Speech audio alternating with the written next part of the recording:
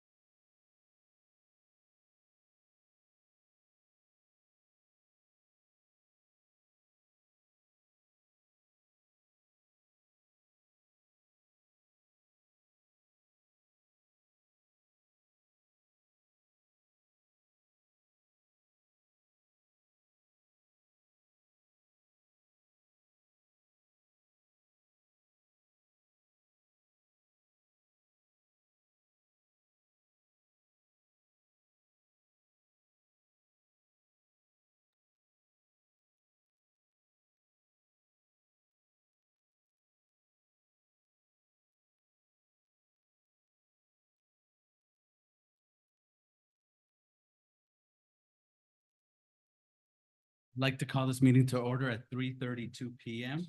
Roll call, please. Mayor Pro Tem Miguel, Here. Mayor Pro Tem Diana Costa, Councilmember Melissa Rodriguez, Present. Councilmember Jose Montaño, Here. Ray Shelton, Present. Michael Valverde, Councilmember Richard Acosta, Present. City Manager Honor People, Present. Present. Here. Thank you, Mr. Mayor. And Councilmember Michael Valverde, no items. Thank you. Item number 3, persons wishing to address the council in writing or verbally on any item not on the agenda. Ms. Clerk, do we have anyone? Thank you. Item number 4, discussion decision on declaration of emergency proclamation. And I'll be reading the summary to this, the background. The purpose of this item is to discuss a matter of utmost importance concerning possible impacts on our community by recent executive orders issued by President Trump. While EO impacts are still unfolding, this is an effort to remain guarded, to be proactive, and create a preventive position for the city of Douglas. The proclamation begins with the section of the city charter and DMC, Article 2, Section 7 of the Douglas City Charter, and Chapter 2.52 of the City of Douglas Code empowers the mayor to declare an emergency by proclamation during times of riot, civil insurrection, major disaster, and times of great danger. I submit the rationale for this proclamation in summary as follows. Uncertainty and preparedness, anticipation of a potential economic downturn due to the unknown impacts of executive orders. Resource allocation, use of public safety or other resources may have a potential impact on our operating budget. Facilitate enhanced coordination with agencies and varied public services to maintain public order. Economic stability, preventive and proactive measures to declare the need for resources if necessary. As a small border town, our economy is particularly vulnerable to changes in border policy and enforcement. We can work with local businesses to mitigate new mics, sorry about that. To mitigate any economic disruptions. Do I have a motion? Mayor, Yes, Ms. I move that the mayor and council approve the proclamation and declare an emergency. Do I have a second? Second. Motion by Councilmember Rodriguez, second by Councilmember Richard Acosta. Any comments? Mayor, Yes, Mr. Councilmember. I've talked to quite a few, can you guys hear me? I've talked to quite a few of our residents, and their concern, which is now my concern, is that we're almost jumping the gun like we're preemptively declaring a declaration, since we don't have an emergency right now. So some of the concerns are that if other investors, stores might want to come to Douglas and they say, they hear that the mayor declared an emergency at the border, they're just gonna say, no, we're not gonna go down there. We're gonna wait this out. The optics of it, people from everywhere, to include the current administration, it's gonna be, hey, Douglas, why is Douglas declaring an emergency? It almost seems like the Douglas is going against the administration right now. And I saw the letter, because I asked for the letter, instead of this. So I think, from talking to some of my constituents, my neighbors, they're not comfortable with the city of Douglas doing this. So I'm voicing their concerns, through this meeting, so. Thank you. Any other comments? Yes. Mr. Hill? I feel the same way. Yesterday at Walmart and then at La Fiesta, there were people talking to me and they're saying if we do this, that it's going to show that we're in an emergency and there's no emergency. So that's what I'd like to say. Thank you. Thank you, Mr. Chair. Also, to be transparent, we are, like Mr. Montaño mentioned, sending a letter. Our consultants thought it was a good idea to do this because, you know, they're in DC. They actually have contact with the president's cabinet on this. So we will let the president know. He'll see the declaration, the reasons for it, just in case, you know, not only protecting our interests on this side, but also with the situation that was happening in Colombia, that president was taking actions on their side. So not only will anything that happens here impact us, but also in Mexico. So this is just letting the federal government know that our economy is very fragile, very dependent on Mexico, 70% of our sales tax, excuse me. So there's already a concern with the Mexican residents and citizens over there about crossing here. So that's where we're trying to be proactive and saying, you know, if there's any dip in our economy, we just like financial help. Also, as our city manager can also let you all know, and actually Senator Gallego's office was here yesterday. The reason for also declaring this is, what if the federal government uses our resources? So there's already talk that the federal government has reached out to Tucson to federalize their police department. That's a concern for us because if they choose to do that with us, do we have that in the budget? Do we have the funds for that? Can we absorb it? Or again, can we ask for help from the federal government? The executive orders do not have funding help for cities that basically they're coming into border communities. So there's also interest in other cities doing this. If we're the first ones to do this, obviously we'll get at least the federal government's attention that we may be going through some type of economic crisis because of it, but at least we'll be sort of have that cushion that we're already out there. We've already voiced our concerns. So that's basically, it's try to be proactive in this.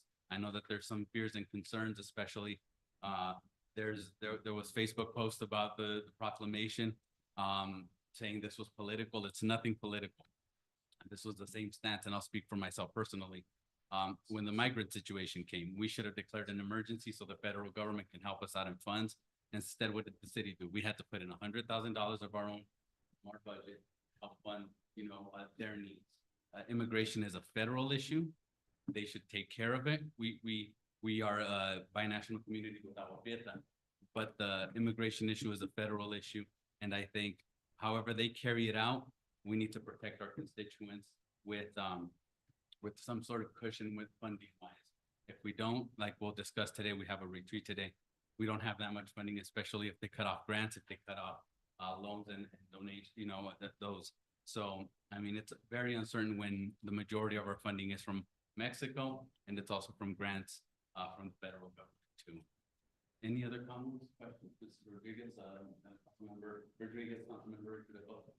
Yeah, Mayor, I'm totally in agreement by being proactive, especially with the administration coming up with different executive orders. My biggest concern is the economy as well, because the DEI situation going on around the country. I am, I watch social media.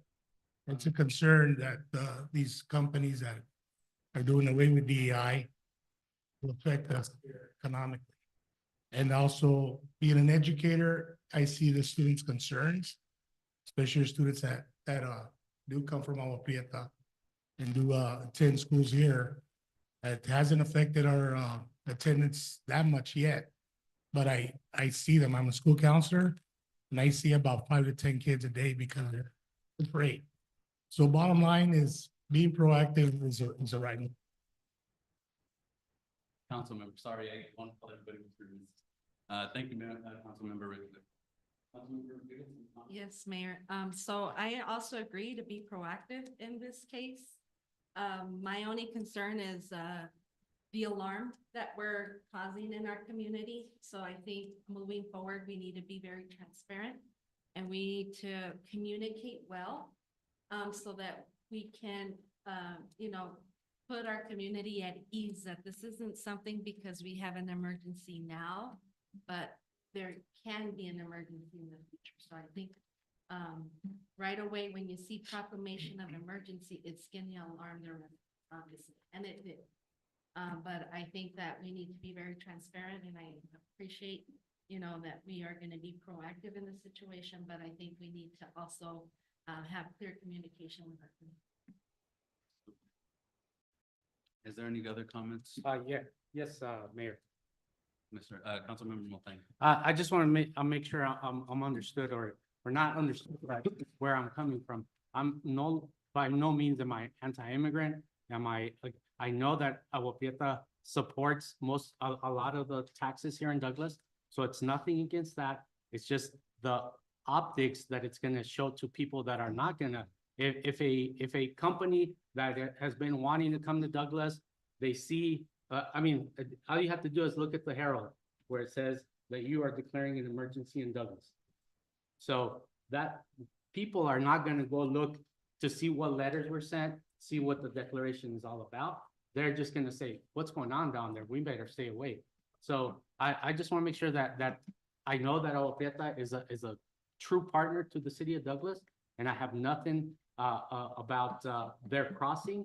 And somebody checked with the port, and the flow of traffic, the legal flow of traffic through the Douglas Port of Entry has not changed in the past few weeks. So I think those people that are making phone calls are in the minority. So those are my 2 cents.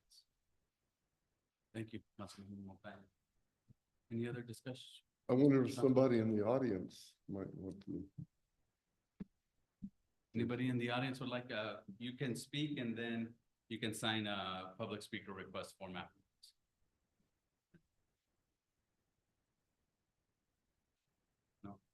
Mr. Mayor, members of council, Mr. if Fitzgibbon. council wants to, they could ask for a review of the proclamation in like 6 months or something to see how everything's going. So if that's something council would like to do, so the proclamation comes back to council, so you guys can discuss it again, that's something that council could do. It would just take an amendment of Councilmember Acosta's motion and then a second by Councilmember Rodriguez, or an agreement to, you don't like the amendments. So, Mr. Fitzgibbon, sorry, what if I bring it up? Can I bring it up? Can bring this, item up back in, like you're saying, 6 months? right, you could bring it up, or council could just make the stipulation now and say, or Mr. Mayor, you could say, hey, I'll bring it back up in 90 days to look and see how everything's going. Or council could say, hey, we want to see it as a council in 6 months. But Mr. Mayor, if you want to bring it up earlier than that, you have every right to do that. I'm comfortable with it. Hopefully by this time, if everything, And ends if- with the executive orders, then we'll call the end to the emergency. It's ready. So you're saying, I'm sorry, can I? Yeah, Mr. So you're saying that if we do this, we would vote on the declaration and say yay or nay? And then Yes. if it does pass, we would review it, or are you saying we put it aside, No. review it in a couple of months? Great question, Mr. Mayor, Councilor Antonio, that's a great question. No, what I was saying was council would put that condition on the approval of the proclamation. Council would say, we approve the proclamation, but we want to review it in 6 months and see how everything's going. So the proclamation would be in effect, but it would come back to you to talk about it in 6 months. Mayor, I don't think that would really do anything for the immediate chaos or optics that it's gonna create. So I don't know about that. Well, my end, I'll say, you know, if anything comes up as far as businesses or something that they have problem with this, you know, the Councilmember Montañez point, I will bring it up. If that lets me know of any concerns, I will bring it up, and then we can. But that doesn't need to be part of the.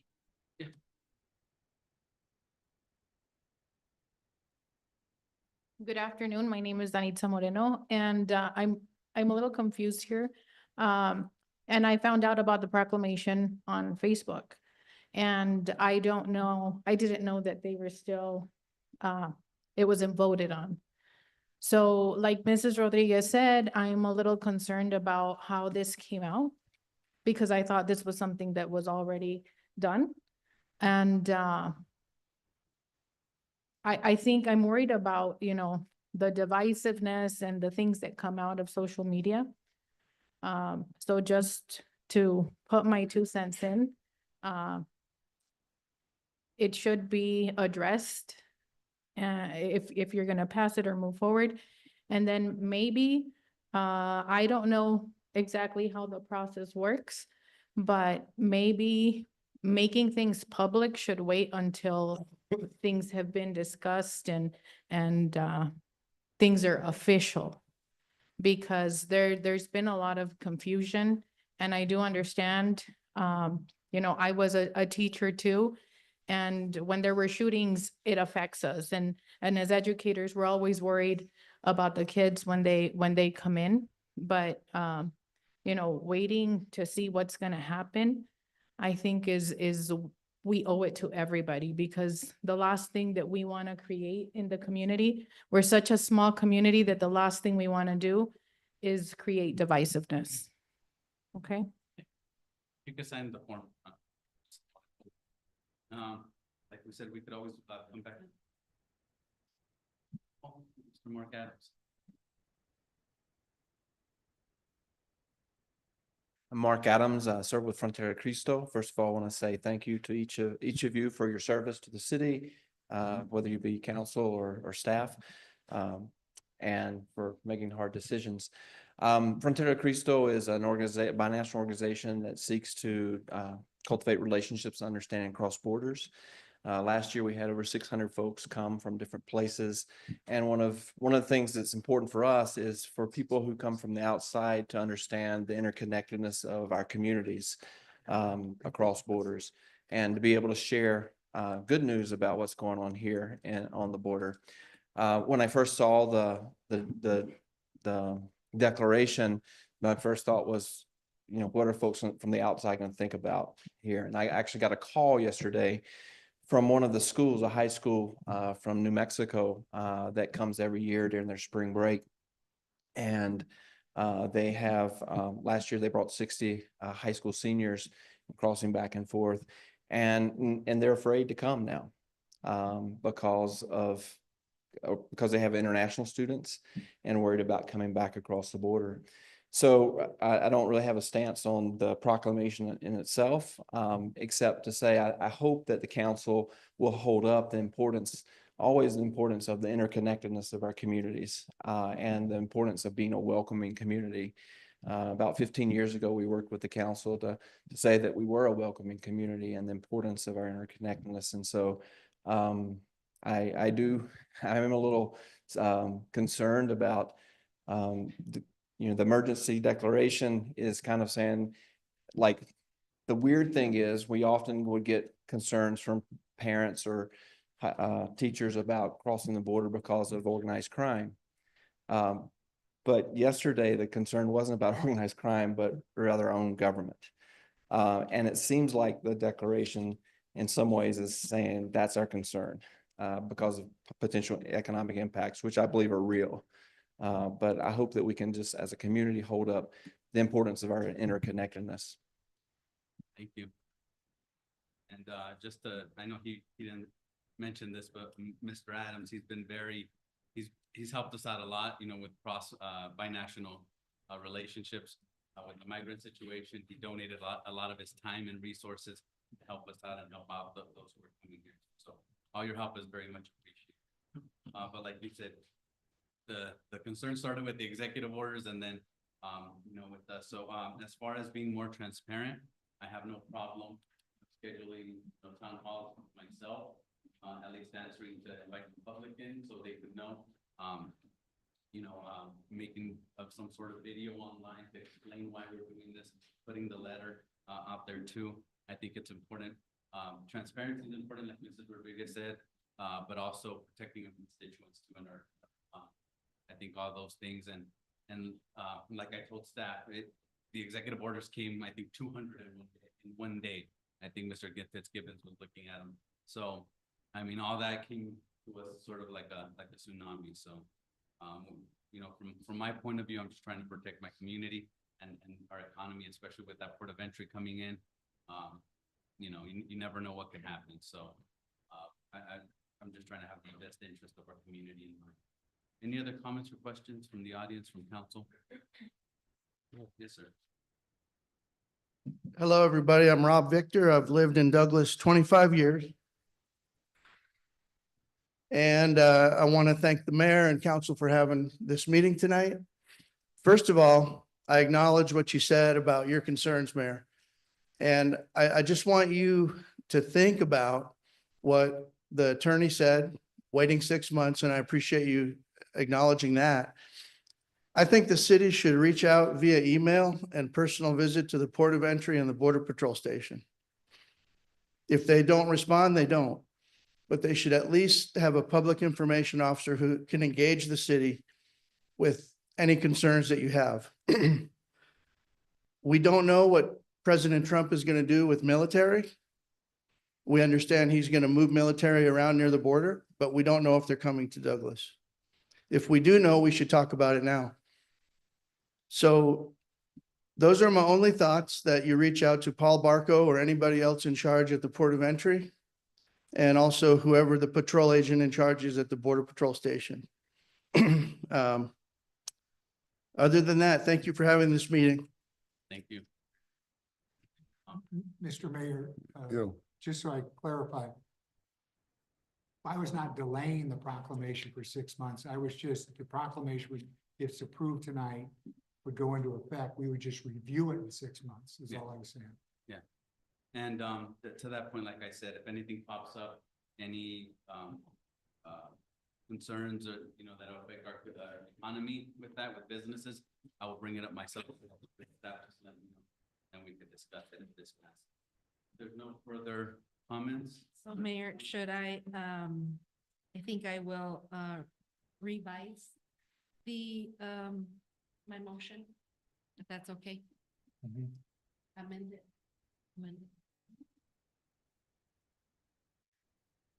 Okay, so I move that the mayor and council approve the proclamation and declare a state of emergency and revisit and review the proclamation in 6 months. Second. I second. Motion by Member Rodriguez, second by Councilmember Richard Acosta. Roll call, please.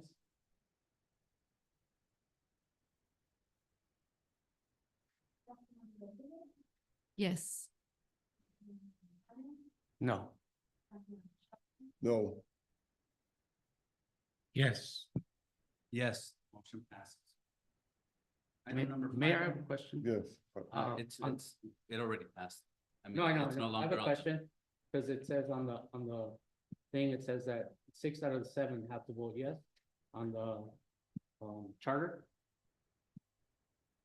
No, I think, Mr. Mayor, Councilmember Montano, I was looking at the chart, it just says a majority who vote to approve the proclamation. This is when first introduced upon the affirmative vote of 6 of the 7 members of the council. Which section are you looking at? 7?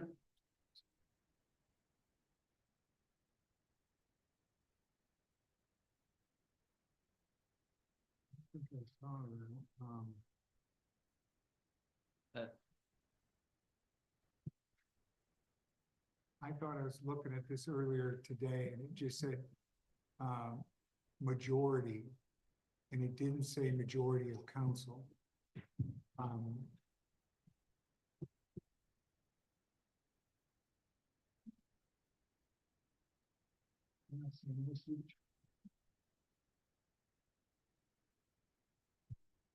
Oh, that's an emergency.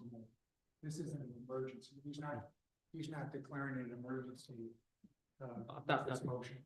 I I thought mean, this- the proclamation is just an emergency proclamation, but, what that goes to is if you, like, an ordinance can be approved on an emergency Okay, basis. I get it. And that gives us, well, how we do it that way. And if there's any questions on the process, maybe discuss it before instead of after the vote. Item number 5, motion to adjourn. Got a motion? Mayor, I move to adjourn. Got a second? Second. Motion by Councilmember Rodriguez, second by Councilmember Richard Acosta. All in favor, say aye. Aye. Ayes have it. We adjourn at 3:56 p.m.